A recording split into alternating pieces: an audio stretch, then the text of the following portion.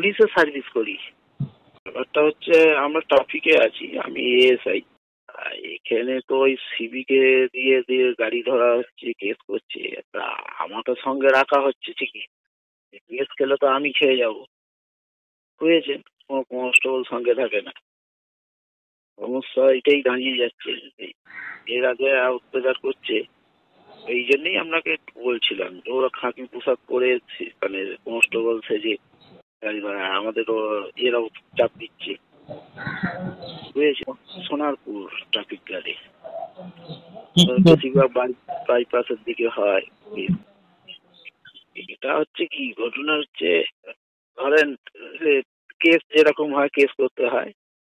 হ্যাঁ, এখন মেশিন তো সব সাব ইন্সপেক্টরের আন্ডারে, এএসআইদের কোনো পাওয়ারই নেই। কিন্তু এএসআই কে সঙ্গে পাঠিয়ে দিচ্ছে সিভিক দিয়ে, এবার কেস করতে বলা হচ্ছে।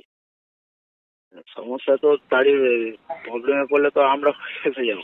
বেশিরভাগ এইসব নাকা চেকিং হয়, বেশিরভাগ সিভিক গুলোকে দিয়ে করানো হয়।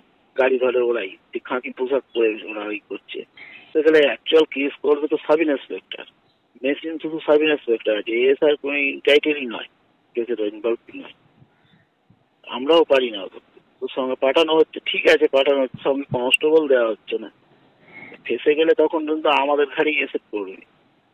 ওসি সাব ইন্সপেক্টর যে থাকছে তার একটাই মেশিন, সে তো আর নামবে না রাস্তায়, ও এসআইদের সঙ্গে দিয়ে দিচ্ছে যে এসআইরা তোমরা এত 30টা কেস তোলো, এবার টাকা পয়সা তোলার ওই সিরিজগুলোই তুলছে।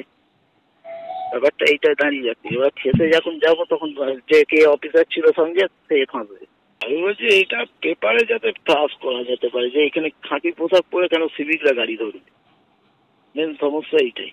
বেশিরভাগটা হয় দেখবেন বাইপাস রোডের দিকে বেশি হয়, বেনের চাঁদি, তারপর আপনার ওই কুন্ডুপাড়া, তবে এপি নগর বলতে সোনারপুরের দিকে এপি নগর, ওরা বিভিন্ন জায়গায় ছড়িয়ে যায়। এরা আমাদের চাপ দেয় যে বড়বাবু বলেছে আমার সঙ্গে আসুন, চেক করতে হবে। হ্যাঁ, ওরা তো নিজেদের ড্রেসটা পরছে না, ওরা খাঁটি পোশাক পরে কনস্টেবল হয়ে যাচ্ছে ডিপার্টমেন্টের, যেটা এটা হয় না।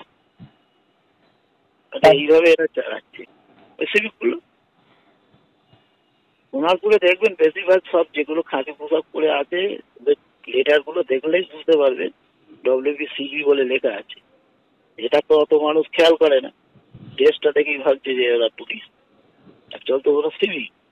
ওরা তো গাড়ি ধরতেই পারে না, ওদের দিয়ে এইভাবে করাচ্ছে আর আমাদের উপর চাপ সৃষ্টি হয়ে যায়।